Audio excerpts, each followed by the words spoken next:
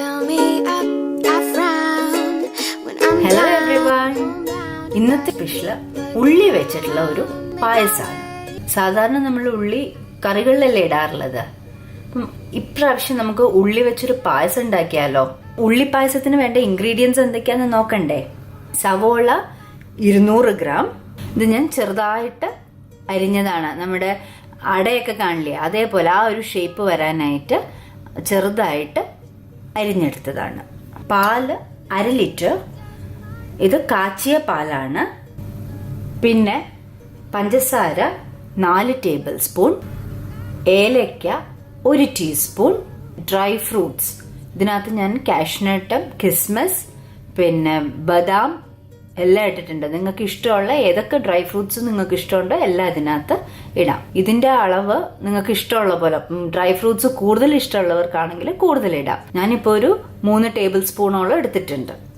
നെയ്യ് 3 tablespoon, condensed milk 100 grams, rose water 1 teaspoon, പിന്നെ നമ്മുടെ കുങ്കുമപ്പൂ അത് ഞാനൊരു 1 ടേബിൾ സ്പൂൺ വെള്ളത്തിൽ ഒരു അരമണിക്കൂർ ഒന്ന് കുതിർത്തിട്ടതാണ്. ഇത് 1 ടീസ്പൂൺ. ഇനി ഫസ്റ്റ് നമ്മൾ ഈ ഉള്ളി ഒന്ന് 2 പ്രാവശ്യം തിളപ്പിച്ചെടുക്കണം. ബ്ലാൻഡ് ചെയ്യാന്ന് പറയും. ഇതാദ്യം ഒരു 10 മിനിറ്റോളം ശരിക്കും തിളപ്പിക്കണം. ഇതൊന്ന് ഇളക്കിക്കൊണ്ടിരിക്കണം. ഇത് എന്തിനാന്ന് വെച്ചാൽ ഉള്ളിക്കൊരു ചെറിയ എരിവില്ലേ, അപ്പം പായസത്തിന് ആ എരിവ് വന്നു കഴിഞ്ഞാൽ നമുക്കൊരു ടേസ്റ്റ് വേറെ, ശരിക്കും ഉള്ളിയുടെ ടേസ്റ്റ് വരും. അതിനായിട്ടാണ് ഇത് ശരിക്കും 10 മിനിറ്റ് ആദ്യം നന്നായിട്ടൊന്ന് ബോയിൽ ചെയ്തിട്ട് നമ്മളിതൊന്ന് പിന്നെ സ്ട്രെയിൻ ചെയ്ത് പിന്നെ രണ്ടാമത് പിന്നെ ഒന്ന് തിളപ്പിച്ചെടുക്കണം. ഇതൊരു മീഡിയം ഫ്ലെയിമിലാണ് ചെയ്യേണ്ടത്. ഇനി നമുക്ക് ഫ്ലെയിം അങ്ങോട്ട് ഓഫ് ചെയ്യാം.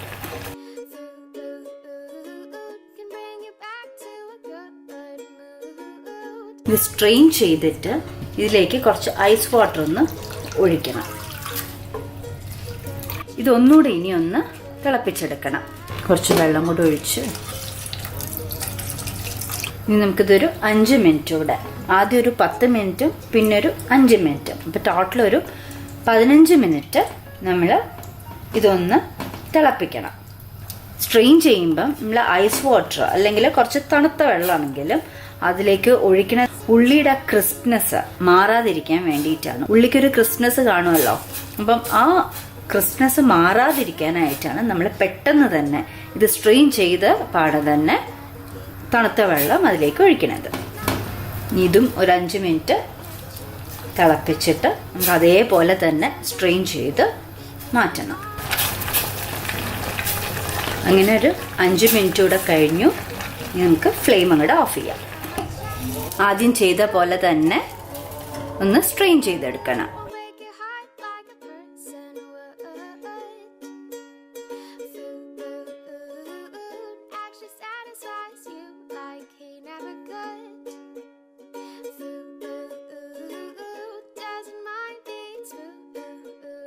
ഇതിപ്പം നമ്മൾ എല്ലാം ഒന്ന് സ്ട്രെയിൻ ചെയ്ത് വെള്ളമൊക്കെ ഒഴിച്ചു. ഇനി ഇതങ്ങോട്ട് മാറ്റി വെച്ചിട്ട് ഇനി ഒരു പാൻ ചൂടാക്കാൻ വെക്കാം.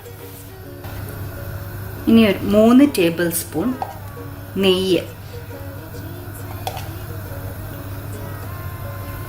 ചൂടായി. ഇനി നമ്മുടെ ഈ സവോള ഒന്ന് ഇട്ട് വഴറ്റണം.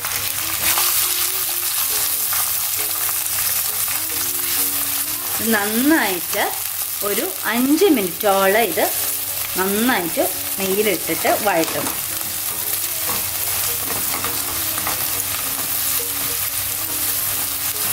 ഉള്ളി നെയ്യിൽ കിടന്ന് വഴളുമ്പം അതിനൊരു പ്രത്യേക ടേസ്റ്റ് തന്നെയാണ് വരിക. ഞാനൊരു മീഡിയം ഫ്ലെയിമിലാണ് ഇട്ടിട്ടുള്ളത്. ഇത് ഇളക്കിക്കൊണ്ടിരിക്കണം. ഇനി ഇത് എളുപ്പമാണ് ഉണ്ടാക്കാനായിട്ട്, പെട്ടെന്ന് ഉണ്ടാക്കി തീരുകയും ചെയ്യും. ഈ ഉള്ളി ഒന്ന് ബ്ലാൻഡ് ചെയ്തെടുക്കാൻ മാത്രമേ ഉള്ളൂ ഒരു 15 മിനിറ്റ് ആദ്യം വേണ്ടി വരിക. അത് കഴിഞ്ഞാൽ പിന്നെ എല്ലാം പെട്ടെന്ന് ചെയ്ത് തീർക്കാൻ പറ്റും. അപ്പം നമ്മളിതൊരു 5 മിനിറ്റ് വഴട്ടി ഇനി ഇതിലേക്ക് നമ്മൾ എടുത്ത് വെച്ചിരിക്കുന്ന ഏലക്കാപ്പൊടിയിൽ നിന്ന് ഒരു കുറച്ച് പകുതി ഇടുക. അതേപോലെ തന്നെ പഞ്ചസാര. ഇനി ഇത് നന്നായിട്ടൊരു 5 മിനിറ്റ് കൂടെ വഴറ്റണം. ഇതിനി പഞ്ചസാരയും എല്ലാം കൂടെ വഴണ്ട് ഉള്ളി ഒരു light brown കളറാവും.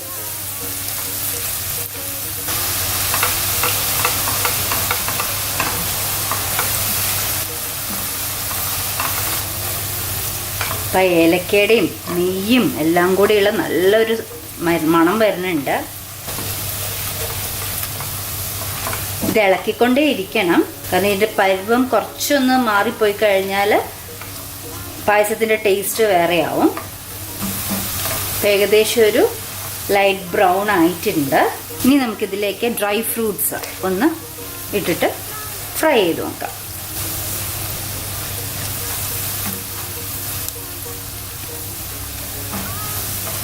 Dry fruits add ചെയ്തിട്ട് ഒരു 2 മിനിറ്റ് മാക്സിമം ഒന്ന് വഴറ്റിയാൽ മതി.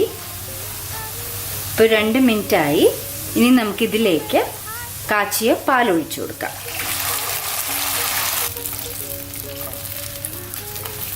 ഇനി ഇത് ലോ ഫ്ലെയിമിലേക്ക്, ഇപ്പോൾ ഒരു മീഡിയം ഫ്ലെയിമിലാണ് ഞാനിതെല്ലാം ചെയ്തത്. ഇനിയും ഇതൊന്ന് ഒരു ലോ ഫ്ലെയിമിലേക്ക് ഇട്ടിട്ട് ഒരു 5 മിനിറ്റ് നന്നായിട്ടൊന്ന് തിളപ്പിച്ചെടുക്കണം. പാൽപ്പായസമൊക്കെ ഉണ്ടാക്കണ പോലെ തന്നെ ഇളക്കിക്കൊണ്ടിരിക്കുക ഒന്ന്. അങ്ങനെ ഇതൊരു 5 മിനിറ്റ് ലോ ഫ്ലെയിമിൽ തിളപ്പിക്കുകയായിരുന്നു. ഇനി ഇതിലേക്ക് ബാക്കിയുള്ള ഏലക്കാപ്പൊടിയും കണ്ടൻസ് മിൽക്ക്,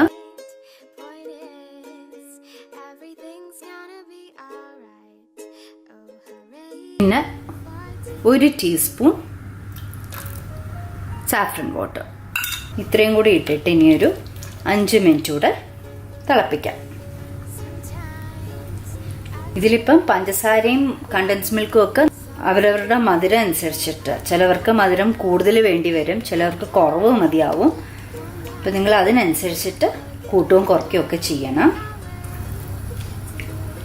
ഇതിപ്പം വലിയ മധുരം ഇല്ല, നല്ല മധുരം വേണ്ടവർക്ക് കുറച്ചുകൂടെ പഞ്ചസാരയുടെ ക്വാണ്ടിറ്റി കൂട്ടേണ്ടി വരും. അങ്ങനെ ഒരു 5 മിനിറ്റ് നമ്മളിത് തിളപ്പിച്ചു. ഇനി ഇതിലേക്ക് ലാസ്റ്റ് നമ്മുടെ റോസ് വാട്ടർ, 1 ടീസ്പൂൺ റോസ് വാട്ടറും കൂടെ ഒഴിച്ച് പിന്നെയും ഒരു 5 മിനിറ്റ്സ് കൂടെ നമുക്കിതൊന്ന് തിളപ്പിച്ചെടുക്കണം. ഇതെല്ലാം ലോ ഫ്ലെയിമിലാണ് നമ്മൾ തിളപ്പിക്കുന്നത്. ഇതിപ്പോൾ തന്നെ കണ്ടില്ലേ കുറച്ചൊരു തിക്കായിട്ടുള്ള കൺസിസ്റ്റൻസി ആയിട്ടുണ്ട്. മറ്റേ വെള്ളം പോലെയുള്ളത് അങ്ങ് മാറി. നമ്മുടെ ഈ പായസം ഒരു ചെറിയ തിക്നെസ്സിലാണ് വേണ്ടത്. റോസ് വാട്ടറിന് പകരം വാനില എസൻസ് ചേർക്കേണ്ടവർക്ക് വാനില എസൻസ് ചേർക്കാം. ഞാനൊരു ഡിഫറെൻ്റ് ആയിട്ടുള്ള ഒരു ഫ്ലേവറിന് വേണ്ടിയിട്ടാണ് റോസ് വാട്ടർ ചേർത്തത്. അങ്ങനെ ഒരു 5 മിനിറ്റ് കൂടെ നമ്മൾ റോസ് വാട്ടറൊക്കെ ഒഴിച്ചിട്ട് തിളപ്പിച്ചു. ഇനിയിപ്പം പതുക്കെ നമുക്കൊന്ന് സ്വിച്ച് ഓഫ് ചെയ്യാം. ഇനി നമുക്കിതൊരു ബൗളിലേക്ക് മാറ്റാം. അങ്ങനെ നമ്മുടെ ഒണിയൻ പായസം ഇവിടെ റെഡി. ഇതെല്ലാവരും ഒന്ന് ട്രൈ ചെയ്ത് നോക്കണം. ഒരു സ്പെഷ്യൽ ആയിട്ടുള്ള ഒരു ഡെസേർട്ട് തന്നെയാണിത്. സബ്സ്ക്രൈബ് ചെയ്യാത്തവർ curry and spices Ranju zone subscribe ചെയ്യാനും മറക്കല്ലേ.